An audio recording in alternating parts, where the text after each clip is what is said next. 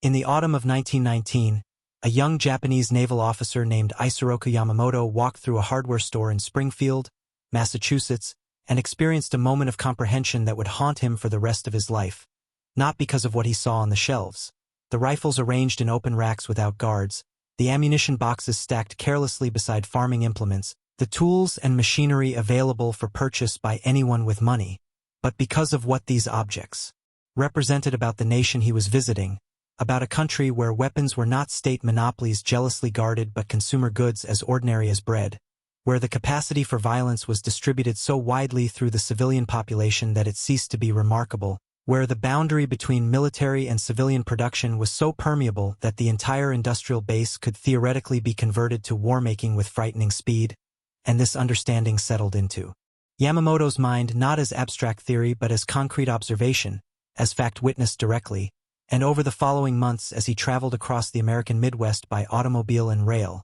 watching factory towns slide past his window and grain elevators rise against horizons that seemed impossibly distant, watching shift changes at manufacturing plants where thousands of workers emerged simultaneously and dispersed into neighborhoods that themselves seemed built on industrial scales, observing railroads that carried freight with casual efficiency across distances that would span Japan multiple times, seeing a civilization that had mechanized not just production but apparently existence itself, that treated steel and electricity and internal combustion as utilities rather than strategic resources, he began to formulate a recognition that would place him in permanent opposition to the course his nation would eventually take. That America's strength was not concentrated in its military, which in 1919 was demobilizing rapidly from its Great War expansion, but was instead diffused throughout its entire society, embedded in habits of mechanical thinking and industrial organization that ran so deep they were invisible to Americans themselves but were starkly apparent to someone from a nation that was only beginning its own industrial transformation, and this meant that making war on America would not be like making war on European powers whose military strength could be calculated in battleships and divisions, but would instead mean confronting an entire civilization whose capacity for violence was latent but enormous, sleeping but easily awakened, and Yamamoto understood with clarity that would only sharpen over subsequent decades that Japan could perhaps defeat American military forces in initial engagements through superior preparation and concentration of force, but could never defeat America itself because America was not merely a military but an industrial and social organism whose productive capacity exceeded Japan's by margins that were not merely quantitative but qualitative, that represented differences not of degree but of kind. During his time at Harvard University where he studied English and American culture rather than military science, a choice that itself marked him as unusual among Japanese officers who typically pursued technical education abroad, Yamamoto adopted the habit of listening more than speaking, of observing social patterns and economic relationships, of trying to understand not what Americans believed about themselves but how their society actually functioned beneath the surface of political rhetoric and cultural mythology. And what he observed was a nation that had somehow created conditions where ordinary citizens possessed mechanical literacy that would be considered specialized expertise in Japan, where high school graduates could tear down and rebuild automobile engines, where farmers operated complex machinery, where the assumption that technical problems had technical solutions was so deeply embedded that it functioned as unconscious ideology. And this observation led Yamamoto to a conclusion that would make him suspect among Japanese militarists that American democracy was not a weakness as Japanese propaganda suggested, but was instead intimately connected to American industrial power, that the same social conditions that produced political pluralism also produced mechanical innovation and manufacturing flexibility, that you could not separate American military potential from American social organization, and therefore that defeating America would require not merely winning battles but somehow suppressing or destroying an entire way of organizing human productive activity, which struck Yamamoto as not merely difficult but essentially impossible given the constraints Japan operated under. When Yamamoto returned to Japan in the 1920s and rose through naval ranks on the strength of his technical expertise and administrative capability, he carried with him a perspective that increasingly isolated him from the consensus forming among Japanese military and political leadership, a consensus that held that Japan's destiny required territorial expansion to secure resources and markets, that Western powers, including America, were decadent and declining, that Japanese martial spirit and tactical excellence could overcome material disadvantages, that the example of Russia's defeat in 1905 proved that Asian powers could humble Western nations through superior will and preparation, and Yamamoto listened to these arguments in staff meetings and planning sessions and found himself unable to share the confidence they expressed, unable to forget what he had seen in America, unable to ignore the arithmetic that suggested Japan's entire industrial output was a fraction of what American factories could produce if fully mobilized, and his skepticism made him dangerous in the eyes of ultranationalists who interpreted doubt about Japan's invincibility as lack of patriotism, who saw his respect for America as evidence of contamination by Western thinking, who wanted officers who would execute policy enthusiastically rather than questioning its fundamental premises, and so Yamamoto occupied an increasingly uncomfortable position as someone whose professional competence made him indispensable but whose strategic views made him suspect, as someone the Navy needed but the Army distrusted,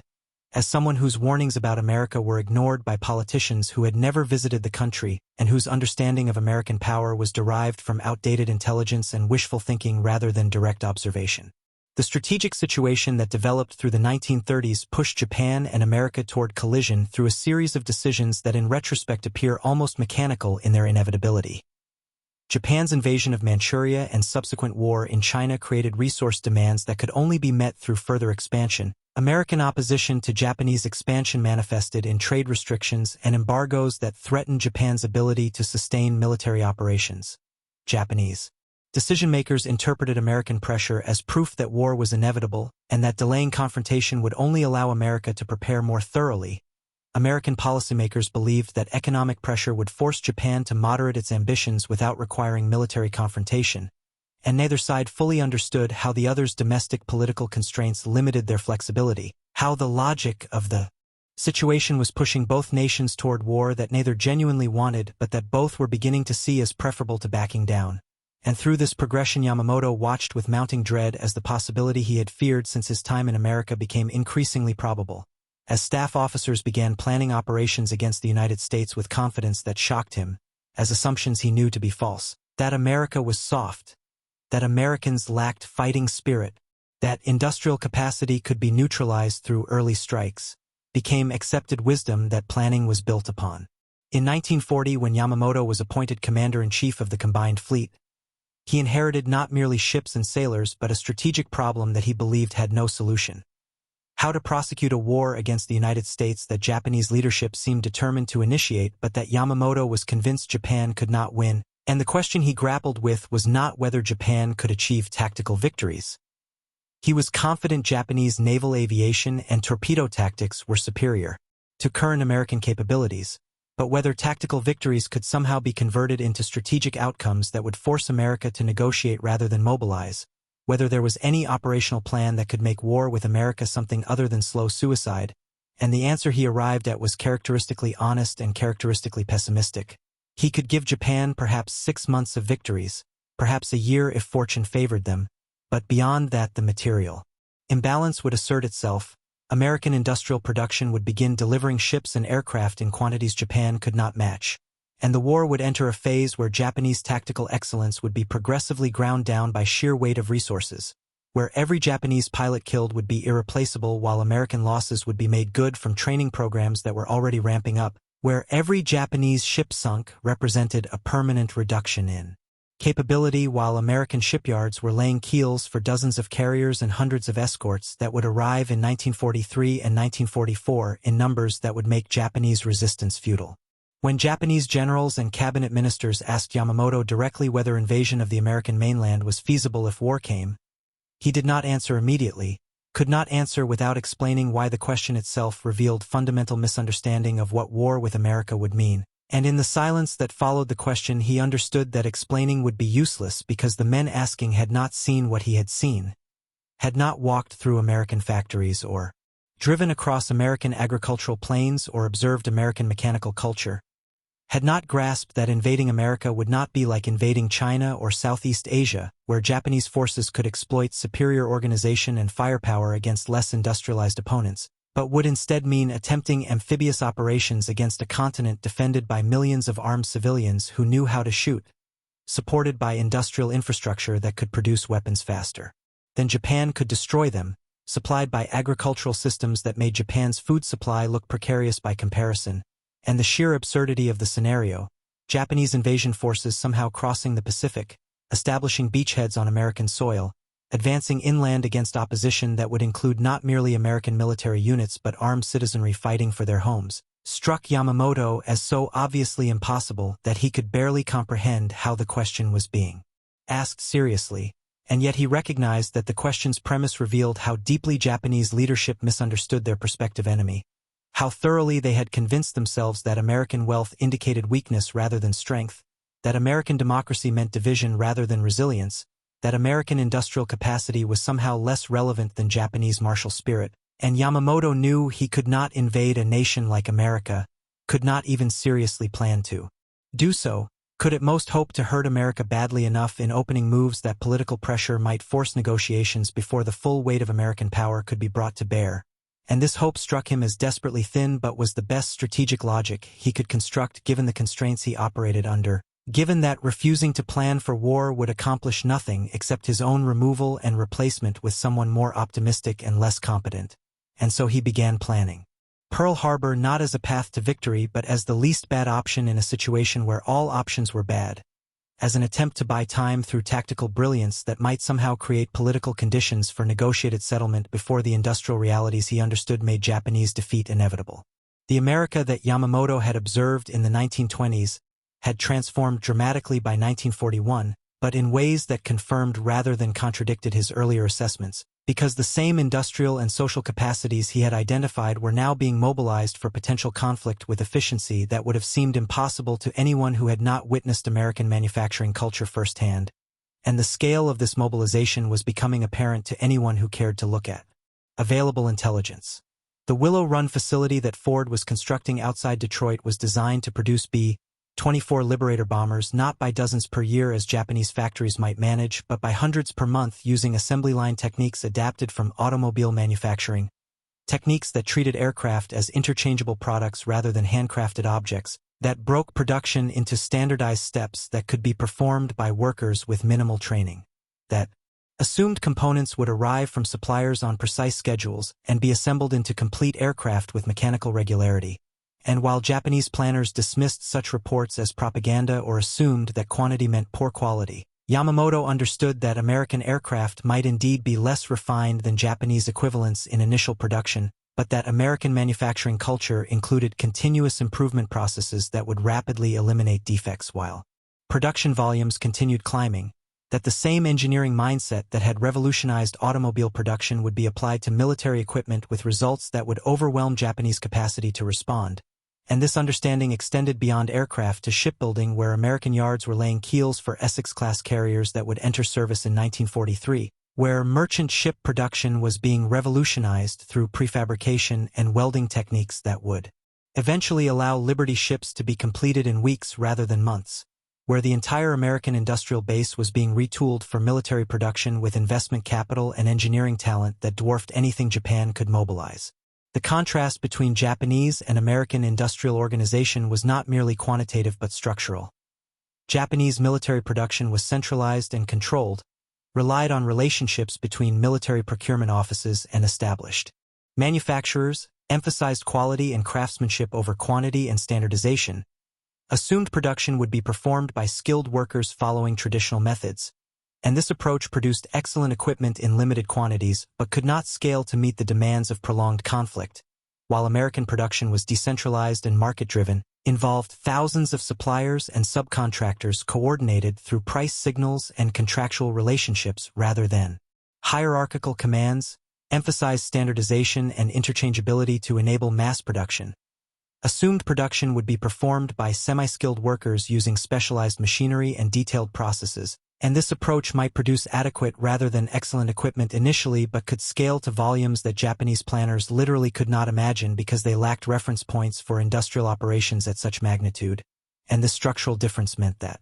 American military power would grow during wartime while Japanese power would decline, that every month of conflict would worsen the relative balance, that Japanese forces would be fighting with equipment that could not be replaced while American forces would have access to supplies that seemed limitless, and Yamamoto grasped this dynamic in ways that Japanese army officers and even many of his Navy colleagues did not because they had not seen American industry operating, had not witnessed the casual confidence with which American engineers approached manufacturing problems,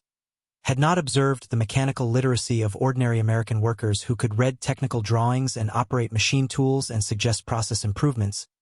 had not recognized that American industrial supremacy was not merely material but cultural, was embedded in educational systems and social assumptions and economic relationships that had been developing since the mid-19th century and that Japan was only beginning to replicate. The decision to attack Pearl Harbor,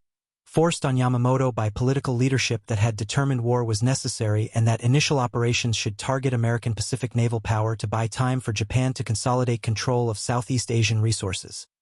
embodied paradoxes that Yamamoto understood even as he planned the operation with meticulous attention to tactical detail. The attack would need to be overwhelmingly successful to justify the strategic risk of awakening American anger, would need to cripple the Pacific Fleet so thoroughly that American offensive operations would be delayed for months or years, but even complete tactical success would merely postpone rather than prevent American retaliation, would buy time for Japan to fortify positions and secure resources but would simultaneously trigger American industrial mobilization that would ultimately produce forces Japan could not defeat, and the irony that achieving tactical brilliance would hasten strategic defeat was not lost on Yamamoto but was not something he could explain to political leaders who had already committed Japan to war and who needed their military commanders to project confidence rather than doubt, who wanted to believe that Japanese tactical superiority and fighting spirit could somehow overcome material disadvantages, who could not or would not accept that the arithmetic of industrial production meant Japan was choosing a war it would lose, and so Yamamoto planned Pearl Harbor with professional excellence while harboring private conviction that he was designing the opening act of a tragedy whose ending was already determined by forces beyond military control, by industrial capacities and social organization and geographic factors that meant America could absorb initial defeats and still win through sheer productive superiority while Japan could not afford significant losses and would progressively weaken even if individual battles went favorably. The attack on December 7, 1941 achieved tactical surprise that exceeded planning assumptions. American forces were unprepared. Defensive measures were inadequate. Japanese aircraft struck with precision that demonstrated superior training and planning, and the immediate results appeared devastating. Battleships sunk or damaged, aircraft destroyed on the ground, American Pacific naval power crippled in a single morning, and Japanese planners celebrated outcomes that seemed to validate their strategy, that appeared to prove that tactical excellence could overcome material disadvantage, that suggested perhaps the pessimists including Yamamoto had been wrong about American vulnerability to determined attack. But Yamamoto himself did not celebrate, did not share the euphoria that swept through combined fleet headquarters and Tokyo government offices, because he understood what the attack had accomplished and what it had failed to accomplish, understood that sinking battleships was less important than Japanese planners believed because American naval doctrine was already shifting toward carrier operations where Japan's advantage was less pronounced, understood that the attack had missed American carriers which were at sea during the attack and which would become the primary instruments of American counteroffensive, understood that oil storage facilities and repair infrastructure at Pearl Harbor had survived intact, which meant American naval power could recover more quickly than if those targets had been destroyed,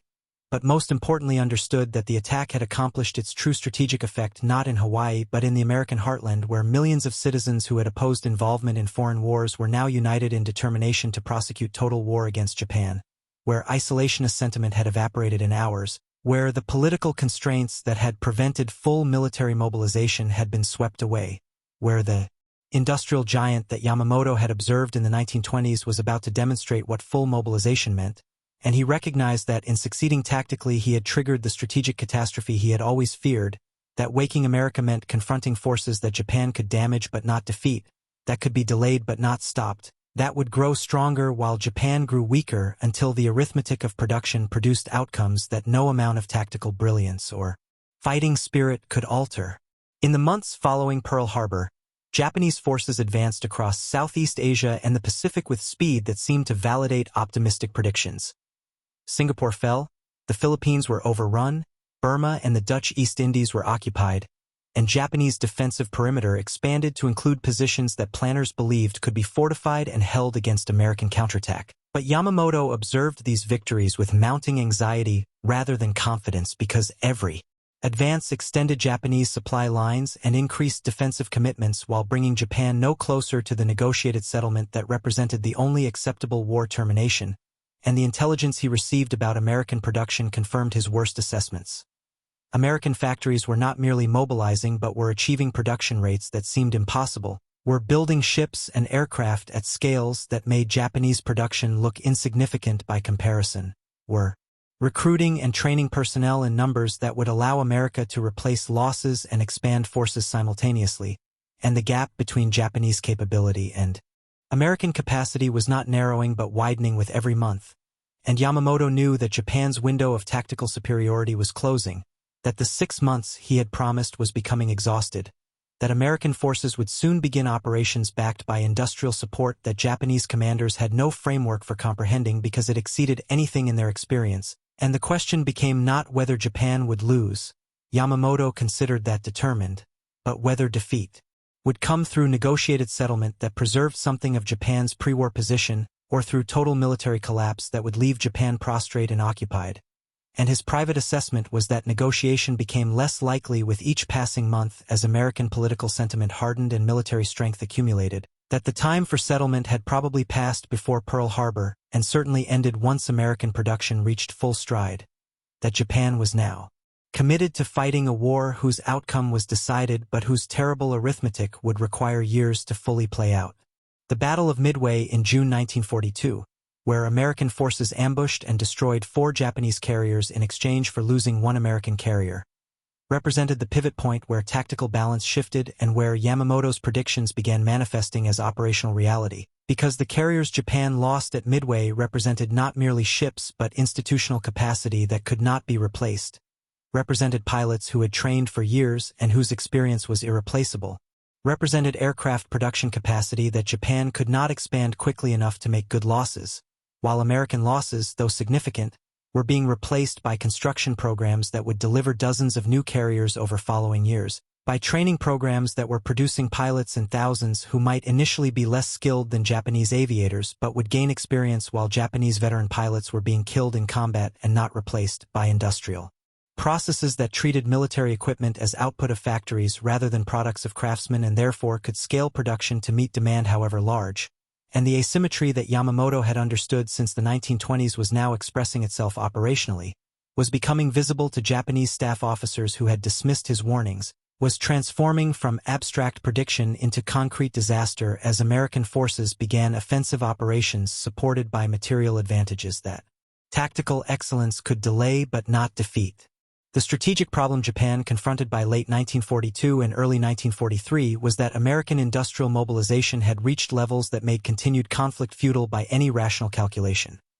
American shipyards were launching fleet carriers, light carriers, and escort carriers in numbers that gave the United States Navy superiority in every theater, were producing destroyers and escorts and amphibious vessels that enabled operations Japanese forces could disrupt but not prevent, were building merchant shipping faster than German U-boats and Japanese submarines could sink it, which meant American logistics would remain robust while Japanese supply lines were increasingly interdicted. American aircraft production was delivering fighters, bombers, and transports in quantities that allowed numerical superiority even when accounting for losses, was producing aircraft that, while perhaps not superior to Japanese equivalents in every characteristic, were good enough and were available in numbers that overwhelmed Japanese defensive capacity. American training programs were producing pilots, sailors, and soldiers in hundreds of thousands, were creating military forces that could sustain casualties that would cripple Japan and continue operations because replacement personnel were constantly arriving from training facilities that operated on industrial scales. And American intelligence capabilities, including code-breaking and signals intelligence, were providing operational advantages that multiplied material superiority by allowing American forces to position themselves advantageously and avoid Japanese strengths while exploiting Japanese weaknesses. And all of these factors combined to create a situation where Japanese forces were fighting with finite resources against an opponent whose resources appeared infinite, were defending positions with troops who could not be replaced against attacks by forces that could absorb casualties and return stronger, were operating aircraft carriers that once lost were lost permanently against a fleet that grew monthly regardless of combat losses, and Japanese officers who understood these realities began to recognize what Yamamoto had known from the beginning. That the war was decided by industrial capacity rather than military virtue, that tactical victories might delay American advance but could not prevent it, that every engagement where both sides took casualties favored America because America could afford losses while Japan could not, that the fundamental asymmetry meant Japan was not fighting toward victory, but toward the best terms of defeat that could be negotiated. And even those terms were becoming less favorable as American political sentiment hardened and American military planners began contemplating not merely defeat of Japanese forces but occupation of Japanese home islands and restructuring of Japanese society to prevent future conflict. Yamamoto's death in April 1943, when American fighters intercepted his transport aircraft over Bougainville in an operation enabled by decoded Japanese communications, removed from Japanese leadership the one senior officer who had consistently understood America's industrial nature and who might have counseled earlier negotiation, and in retrospect his death appears almost symbolic, a personal manifestation of the larger tragedy of a nation that chose war against an opponent it could not defeat, that convinced itself that spirit could overcome steel and determination could defeat production capacity, that rejected the warnings of the one man who understood what war with America would mean because his warnings were inconvenient and contradicted the narrative that political leadership needed to maintain to justify decisions already made. And by the time Yamamoto died, the industrial realities he had predicted were becoming undeniable. American forces were advancing across the Pacific with methodical inevitability, were taking islands and establishing bases and moving closer to Japan itself, were suffering casualties but absorbing them and continuing operations because the replacement system kept units at strength and the production system kept them supplied and the training system kept them competent, while Japanese forces were fighting with declining strength, with irreplaceable losses of experienced personnel, with equipment that could not be maintained properly due to parts shortages, with supply lines that were interdicted by submarines and aircraft, with defensive positions that were strong but ultimately futile because they could delay but not stop attackers who had overwhelming material advantages and could simply bypass strong positions and leave them isolated and useless, and this operational pattern would continue for 2 more terrible years as American industrial power manifested itself not merely in production statistics but in burning cities and sinking ships and conquered islands and mounting casualties. As the arithmetic that Yamamoto understood in the 1920s played out with mechanical inevitability through 1943 and 1944, and into 1945 when American bombers flying from captured islands systematically destroyed Japanese urban industrial capacity and American submarines interdicted shipping to the point where Japanese war economy began collapsing from lack of resources and American planning staffs prepared for invasion of the home islands that would have resulted in casualties measured in millions, but which Japanese military leadership appeared determined to fight because surrender contradicted institutional identity and cultural assumptions about honor and duty, even when surrender represented the only alternative to national destruction. The invasion never came because atomic weapons provided Americans with an alternative that achieved political objectives without requiring ground combat on Japanese soil, and after Hiroshima and Nagasaki and Soviet entry into the war, Japanese leadership finally accepted what Yamamoto had known in 1941. That the war was lost, had perhaps always been lost, had been lost in the hardware store in Springfield and the factories of Detroit and the railroads spanning the Midwest before the first shot was fired, had been decided by industrial capacity and social organization and technological culture, rather than by military valor or tactical excellence, and the surrender that came in August 1945 represented not merely military defeat but the exhaustion of a strategy that had been built on flawed premises about American weakness and Japanese strength. Premises that Yamamoto had questioned but could not overcome, that he had worked within while knowing they were false, that he had tried to manage through tactical brilliance even while recognizing that tactics could not compensate for strategic impossibility, and in his absence Japanese leaders who had ignored his warnings now confronted the reality he had predicted: total defeat, occupation, and the necessity of rebuilding Japanese society under American supervision. And the bitter irony was that Yamamoto, who had understood America and respected American power, died fighting against America in a war he knew Japan would lose, while Japanese officers who had dismissed his warnings survived to participate in surrender ceremonies that confirmed every assessment Yamamoto had made about the impossibility of defeating a nation whose productive capacity and social organization made it invulnerable to the kind of limited war Japan was capable of waging. The broader historical lesson embedded in Yamamoto's story transcends the specific details of Pacific War campaigns and speaks to fundamental questions about how wars are won and lost, about the relationship between industrial capacity and military power, about the limits of tactical excellence when confronting strategic impossibility, and the recognition that warfare between industrialized nations is ultimately decided by productive capacity rather than military virtue, by which side can manufacture more ships and aircraft and ammunition, by which side can sustain casualties and replace losses, by which side can maintain supply lines and keep forces equipped, by which side can innovate and adapt and scale production to meet evolving requirements, and Japan entered war with the United States at catastrophic disadvantage in every one of these measures, had perhaps 1/10 the industrial capacity, had perhaps 1/20 the ability to replace losses, had perhaps 1/50 the resource base and geographic security, and no amount of tactical brilliance or fighting spirit or cultural determination could overcome these fundamental asymmetries, could not make Japanese factories produce what they lacked capacity to build, could not replace pilots who took years to train, could not secure supply lines across oceanic distances against submarine interdiction, could not defend against strategic bombing when American bombers could be produced faster than Japanese fighters, could shoot them down, and Yamamoto understood these realities because he had observed American society directly, had seen the hardware stores and factories and railroads that indicated a civilization that had industrialized not merely production but culture itself,